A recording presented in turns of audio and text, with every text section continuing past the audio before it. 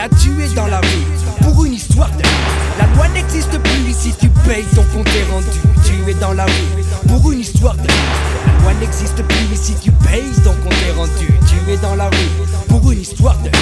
La loi n'existe plus si tu payes ton compte est rendu. Tu es dans la rue pour une histoire de... La loi n'existe plus si tu payes. Lorsque le soir les sages s'endorment, lorsque le soir les sages s'endorment dans la ville, lorsque le soir les sages s'endorment, les trafics se font et les frères tirent dans le mille. J'ai vu mon frère giser le long de mon parking, parqué sur le bitume pour une histoire de... J'ai le prototype de l'égocentrique à la mine, une aussi bête négroïque que jamais tu n'imaginais. Frérot Guégué, Bien ou quoi? ça fait plaisir frérot. Ça fait tellement longtemps qu'on s'était pas revu mon frérot, oui. depuis toutes ces années qu'on se connaît. T'as vu? Guégué, Yes. un membre de la Clica, un membre fondateur de la Clica. C'est pas toi qui as toujours été mis le plus en lumière, mais peut-être que c'était aussi selon ta volonté, je pense. Je pense aussi. Parce que t'es une personne plus ou moins discrète dans la vie. Voilà.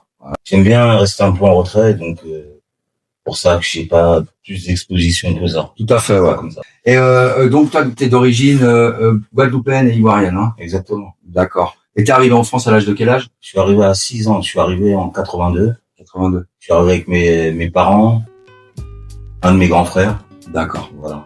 D'accord, ok. Et t'es arrivé où? À Paris, bien sûr. Je suis arrivé à Boulogne-Billancourt. Boulogne, 9-2. Je suis arrivé donc en famille. Donc, j'étais hein, Mhm. et voilà comment j'ai abordé la France. J'ai connu la France par l'intermédiaire de la famille, des amis Tout à fait, ouais. de la famille. D'accord. Et qu'est-ce que tu gardes comme souvenir des premières fois où t'es sorti de l'appart et que t'es arrivé dans la street, La du toute première terrain de fois, jeu pour enfants? tu vois, bizarrement, je me suis mis au balcon et il y avait un jeune en bas Ouais. qui me faisait des signes de la main comme ça, tu Ouais. vois. Et moi, naturellement, tu vois, je suis encore un enfant, tu vois. Mhm. Je vais voir les oncles, je vais voir mes parents, est-ce que tu peux descendre? Ouais. Tu vas descendre voir qui, et puis voir par la fenêtre le jeune, ils savent qui il est, moi je sais pas. Mhm. Je descends, et il m'avait pris pour mon cousin. Ouais. Tu vois, il me regarde comme ça, et puis moi, du coup, comment tu vas? Ouais. Et lui, direct, il est très bienveillant, tu vois. Ouais, ouais, tout à fait. Et puis, il m'a fait... Et après, voilà, très vite on s'adapte quand on est Voilà, gamin. c'est ça. Ouais, tout à fait, ouais. Et donc là, chez ton cousin, c'est Zoxy. C'est ça, exactement. Mélophile. Mais Zoxy et Mélophilo, les sages poètes de la rue. Incroyable. La grande famille. Voilà, c'est un des groupes qui, pour beaucoup de notre génération, est un premier groupe, hein. Bah oui, ça a contribué au hip-hop, hein. Ouais, et je sais que Zoxy, enfin je sais, et je me trompe pas, tu vas me le confirmer, Ouais. c'est quelqu'un qui a contribué pour les débuts du rap là-bas dans votre secteur. Bah, oui, carrément. Mhm. Même au niveau de la nouvelle génération, ce qu'on appelait à l'époque New School. Ouais. Tu vois, parce que il y avait ce côté old school avec les anciens, Tout à fait, ouais. IAM, NTM, Solar, même NTM, avant, ouais. Lionel D. Ouais. Je veux dire, t'avais énormément de groupes, tu vois. Ouais, c'est vrai, souvent on dit que certains sont les premiers, mais il y en avait d'autres avant. Voilà. Avant Ouais, que nous, le- on est arrivé avec cette nouvelle génération par les sages poètes de la rue. Tout à fait, ouais. Donc, tu vois, comment ils ont, Ouais. c'est vraiment les fondations de notre génération.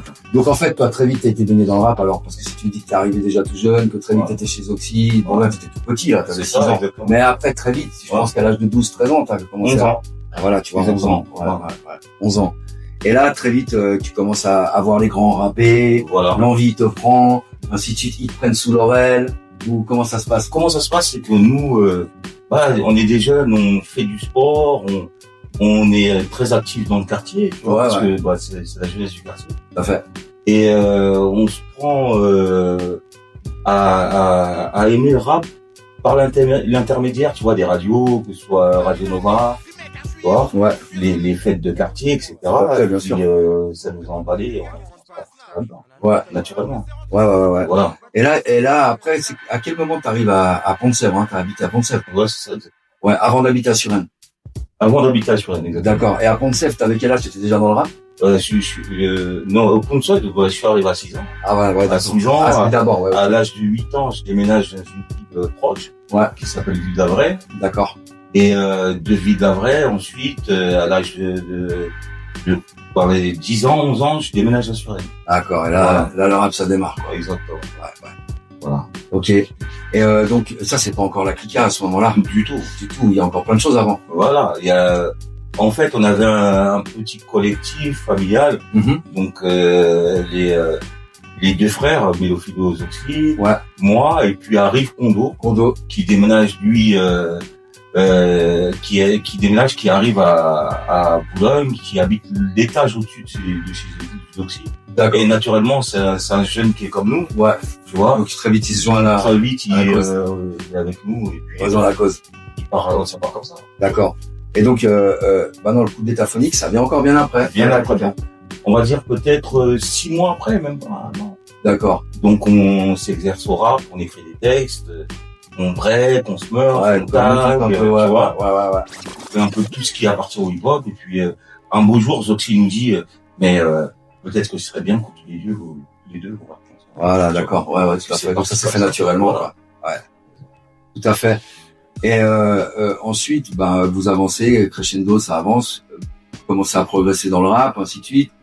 Il y a les concerts qui arrivent gentiment. Tu vois, c'est quoi la première fois où tu vois des mecs sur scène, tu te dis là il y a un truc. Pour pas te mentir, toujours très proche, c'est le premier concert que font les Sages Pro dans le quartier. D'accord. Donc c'est petit festival de tout à fait, ouais. Donc là tout de suite t'as envie toi aussi d'y participer. Ouais, c'est clair. Tu vois tes grands frères sur scène, bien sûr. Tu vois, tu prends goût, tu dis c'est ça.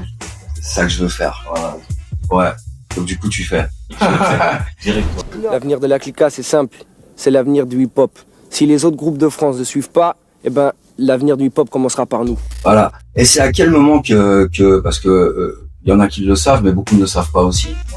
T'étais là au début de Booba, se fait rare. Exactement. Voilà. Et c'est à quel moment que Booba il arrive là-dedans? Booba, il arrive au moment où on intègre la Clica. Ouais. Coup d'état phonique.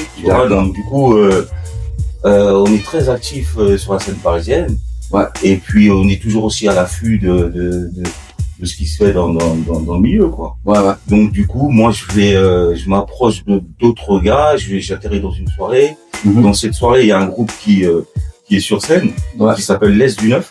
Donc ok. Et Booba danseur du groupe. D'accord. Et moi, dans le groupe Coup d'État, j'avais déjà un danseur qui s'appelait Sidi. D'accord. Ouais. Et donc il fallait un complément à ça, tu vois, nous on était déjà deux rappeurs, on était déjà deux danseurs. Ouais. Et j'ai beaucoup apprécié ce qu'il faisait. Donc je parle avec lui et puis c'était un bon danseur, un très bon danseur. Ouais, bon danseur. Et puis donc du coup ça accroche déjà les affinités, l'amitié, tu vois. Tout à fait, ouais. Et puis bon il intègre vite le groupe. Par de là, pour lui. Ouais. Après, plus tard on arrive au rap. Ouais. Et très vite le groupe, l'ensemble des gars, vous vous rendez compte que lui, il y a déjà ce truc ou pas? Mais tu vois, en fait, chaque membre de la clique, faut pas te mentir, avait un talent vraiment intrinsèque, un talent vraiment pur. Tu vois, c'est vrai, c'est sûr. Ça veut dire que tu peux prendre Kondo, le rappeur qui va passer après Kondo, il se doit d'être meilleur que Kondo parce que c'était déjà très fort, tu vois. Tout à fait, ouais. Tu vas passer après Daddy Dirty, tu vas passer après. Ouais, c'est vrai. Donc, tu vois, il y avait ce petit challenge qui faisait que chacun se sublimait. Une espèce de compétition saine, quoi. Exactement. Ouais, c'est vrai.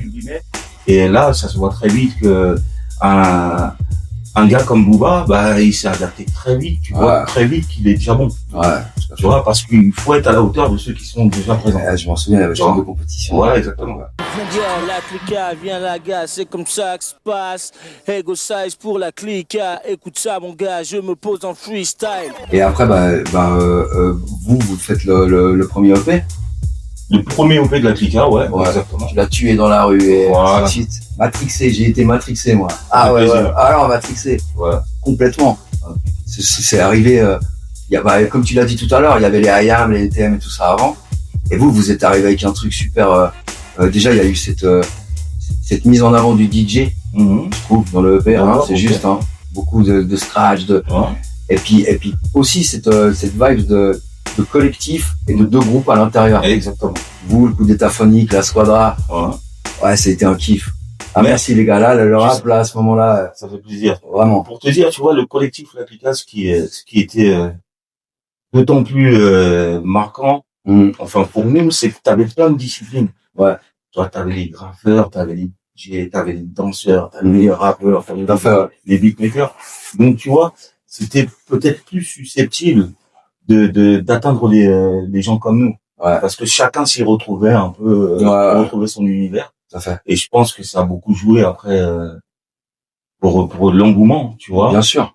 Après, maintenant, comme on en a parlé, t'as vu les goûts des couleurs, bah, c'est tombé sur nous, tant mieux. Yo, Ego Size, du coup d'état phonique pour la clica, c'est déjà bon, gars. Moi je suis antipathique pour la clica, Arsenal. Yo, moi c'est Raphaël, rappeur pour la clica. Ouais, moi c'est Doc Odnob pour la clica. Jelay, mon gars, ouais, la clica. Chimiste, le gars qui fait du son pour tous mes gars. Roca numéro 1. Lumumba, concepteur de son pour la clica. Daddy Lord C, de la squadra de la clica. Et comment ça se fait qu'à ce moment-là, bon, moi je peux comprendre parce que j'ai aussi fait des albums qu'on n'a pas clippés à l'époque. Okay. Mais il y a pas eu de clip qui est ressorti de cette. Du tout. Ouais. Du tout, parce que c'était pas, comment dire, c'était pas le moteur. Tu vois. Ouais, c'était pas le moteur. C'était beaucoup de scènes, beaucoup de. C'est vrai, ouais. Tu vois, il fallait de la proximité. Ouais, tout à fait, ouais. Et on est déjà même à cette époque-là pour faire des clips. Ouais, il fallait un certain nombre de moyens. Ouais, c'est vrai. Ouais, puis il y avait pas des clippers. Il y avait des vidéos partout, quoi. Et puis il fallait être diffusé. C'est pas sûr d'être diffusé. C'est vrai qu'on n'avait pas internet. Tu vois? Ouais, c'est vrai. J'oublie souvent. Tu vois. Tout à fait, ouais. Tu gardes des contacts, toi, avec Booba, actuellement? Bah, les contacts sont par intermédiaire, je te dirais. Ouais, tu vois. Ouais, tout à fait, ouais. Parce que, tu vois, bon, moi, je suis cinquantaire, hein, maintenant. Ouais, bien sûr. Quasiment tout ça, tu vois. On a quasiment passé la ligne, hein. Tout à fait. Donc, tu vois, on est chacun dans nos préoccupations, mais je pense que c'est quelque chose qui est éternel, en vérité. Ouais. Tu vois, quand t'as des connexions avec des gens. Ouais, bien sûr. Bah, que tu sois pas en contact direct, bah, tu seras toujours en contact quelque part. Ouais. Parce que, bon, par exemple, j'ai eu des contacts avec Sense Nino, avec Eminem, avec Mala, tout à fait, ouais. avec, Zoxy, Mélophilo, tu vois, il y a toujours le lien qui reste. Ce lien qui est là, tu vois. Bien sûr. Pour passer à autre chose, je sais que vous avez eu il y a quelques années en arrière au Transborder à Lyon. Ok. On refait un ou deux concerts de la Clica. Ouais. Est-ce que tu penses que au futur vous auriez la possibilité de nous offrir ce cadeau encore? Tu sais, ça reste toujours dans un coin de la tête. Surtout quand pour certains, ils sont plus nostalgiques que d'autres. Ouais. Tu vois, vivre le truc intérieurement, tu vois. Ouais, c'est clair. Donc on ne sait jamais. Maintenant, il y a une chose qui est vraie que disait un de mes partenaires, Roca. Fils d'immigré de toute une famille colombienne, j'aurais dû être sur scène, un chanteur de salsa, mais manque de veine, la vie que je mène me fait changer de voix, mais trop de haine, troquer mes congas pour le mic, mon son pour le rap, Il disait, il y a certaines choses qu'il faut laisser telles quelles. Ouais, il a raison. Parce qu'il y a un passé, il y a, casser, voilà, tu vois, faut pas détruire. Ah, c'est vrai aussi. C'est vrai aussi. Donc, c'est pas forcément nécessaire de faire quelque chose que tu es susceptible de faire moins bien. Tout à fait. Tu vois, peut-être qu'il y a d'autres moyens ouais, non, il a raison. De toujours mettre le groupe, bien sûr, en avant et en lumière. Ouais, bien sûr, il y a plein de, exactement, des rééditions en vinyle. Exactement. Tout à fait, ouais. En tout cas, moi, je le répète encore. Parce que moi, j'étais un malade du rap. À cette époque. Et vraiment, tuer dans la rue, c'est un truc de fou. Tu vois, c'est-à-dire que tu vois, par exemple, t'en dis que t'as moins été mis en lumière. Mais comme quoi, le couplet que tu fais là, il est légendaire. Lorsque le soir les sages s'endorment. Plaisir. Ouais, légendaire. Bon, après, tu sais, quand t'es à l'intérieur, tu prends pas conscience de ces choses. Ouais, bah, surtout à l'époque, tu vois, tu vois, t'es dedans. On me le dit souvent et ça fait plaisir. Bah, c'est clair. Tu vois, ça fait toujours plaisir. Bon, on a des enfants aussi. Bien sûr, ouais, aussi. Tu vois, eux-mêmes, quand ils nous voient, bah, des fois, tu vois, on se moque un peu entre nous, tu vois. Merci. Mais, tu vois qu'ils apprécient parce que ils se reconnaissent aussi un peu dedans. Tout à fait, ouais. Donc, tu vois, donc on n'est pas si loin les uns des autres. J'aimerais qu'on aborde un sujet, parce que à l'époque, c'était quelque chose. Les Black Dragons et tout ça, je sais que tu as été proche, toi, de certains des Black Dragons. En fait, les Dragons, par le sport, je rencontre des membres des Dragons, et même par l'intermédiaire de la famille, tu vois, il y a une petite communauté ivoirienne où les enfants, les parents, bah, étaient déjà aussi dans les Dragons. D'accord. Donc, tu vois, c'est vite fait par filiation, tu vois, le pote. Ouais, tu veux venir avec nous, on est sur la butte de Nanterre, là-bas. Ouais. On fait des entraînements, est-ce que tu veux venir avec nous? Moi, à cette époque, j'étais footballeur. C'est vrai que t'étais un bon joueur de foot. Tu vois, donc du coup, ça me permettait de garder un peu le cardio et tout. Donc, on s'est exercé au sport de combat. Et très vite, bah, j'ai commencé à me rapprocher des plus grands. Ils m'ont expliqué un peu ce qu'étaient les Black Dragons. leur état d'esprit, leurs idées. Ouais. Puis j'ai très vite intégré le groupe. Ouais. D'accord. Voilà. Et vos grands, c'était Shadow, tout ça. Shadow, exactement. Son nom, d'ailleurs. Voilà. Un grand de mon quartier. Ouais. Il était en fait à la limite de mon quartier. Lui était d'une ville qui s'appelle Rueil-Malmaison. D'accord. Et nous, on est de Suresnes, tu vois. Ouais. Et le terrain de foot où on jouait au foot était à cheval entre les deux villes. D'accord. Donc lui de sa ville venait jouer au foot chez nous parce que c'était un footballeur aussi. Ouais. Et nous, on allait aussi sur le terrain jouer. Tout à fait. Et on s'est connus comme ça. Ouais. Des grands. En fait, c'est tout un gros soin parce que quand tu fais le lien, si je me trompe pas, sauf erreur, Daddy, il a des liens de famille avec Joe. Voilà. Qui était déjà avec toi aussi. Exactement. Ouais. On fait donc tu vois, lui même. On est petits. Même Daddy Lord, lui-même déjà connaissait Shadow, connaissait les gens. C'est ça que je voulais dire. Ouais. Voilà. Et bon, ça s'est tout fait naturellement. Voilà, une fois que j'ai été en connexion avec Daddy Lorty, là tout de suite j'ai vu j'ai vu l'univers. On va pas s'exténuer là-dessus par rapport à ce que je vais te poser comme question. Attends, parce qu'ils en ont tellement parlé eux pour soi. Ouais. Mais c'était chaud, hein. T'as dû voir des trucs. Très chaud. Ouais, c'était chaud. J'ai une petite anecdote, tu vois. Un dimanche matin, je suis jeune. Je devais avoir peut-être 13 ans. J'étais à la Défense. Dimanche matin, il est 11h. Ouais. Et devant moi, qu'est-ce que je vois? Première bagarre entre deux gangs. Ouais. Tu vois? Et je vois mes grands d'un côté, et je vois des gars que je connais pas de l'autre. Et là, tu prends la mesure du truc. Ah ouais. Tu te dis, ok, d'accord, c'est ça. On sait pas pourquoi, on sait rien, tu vois. Mais on y va. Tu vois l'image, et t'es pris tout de suite par ce monde, tu vois. Ouais. Ça a fini mal, hein, plusieurs fois. Enfin, ils l'ont assez expliqué. Ouais, bon, il y avait pas que ça non plus, tu vois. Regarde, bien sûr. Parce qu'il y a, là, il y a toute la vie autour. Voilà. Je pense que c'est pour tout le monde, ça, mais voilà, c'est un monde que j'aimais beaucoup. Ouais. Voilà. Ouais. Comment on s'est rencontrés, nous? On s'est rencontrés ici à Genève. À Genève, hein, par l'intermédiaire d'un ami. Ouais, qui m'a parlé de ton groupe, qui m'a parlé de. Ouais. Et là, elle m'a dit, si tu veux, un jour, on y va. Et puis, c'est juste, je me souviens, il m'a dit, regarde la Clica qui joue dans l'équipe. J'ai dit, après, il y a IMS qui est arrivé. Ouais. Avec Khomeini, avec William. Parodie, violence, comédie ou tragédie. Maudit soit les rues de Paris, ici le paradis. Où j'ai grandi, mais t'interdit. Autant dire que c'est une tragédie. C'était un soir commun, rien de neuf, une journée comme au quotidien. Mauvaise météo, rodéo drive parisien. Ouais, qui était aussi qui est devenu après par la suite. Un proche à moi aussi. Ouais. Et vous avez fait un album magnifique, La Bible du soldat, elle était. C'était, il y avait, on peut pas dire qu'il y avait plus du tout ce que t'as fait avec la Clica dedans. Non, moi j'ai ressenti quand même le temps. Il restera toujours quand même, la fibre.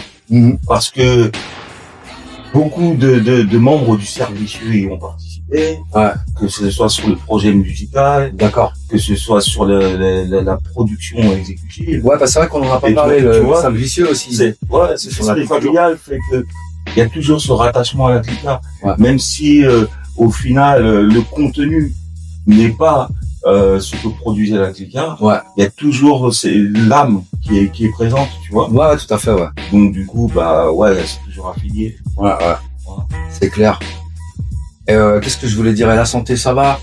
Ça va, on fait avec, comme un gars de mon âge. Comme un gars de notre âge. Tu vois. Comme un gars de notre âge. Exactement. Tu vois, donc, il y a des hauts débats, mais. Ouais.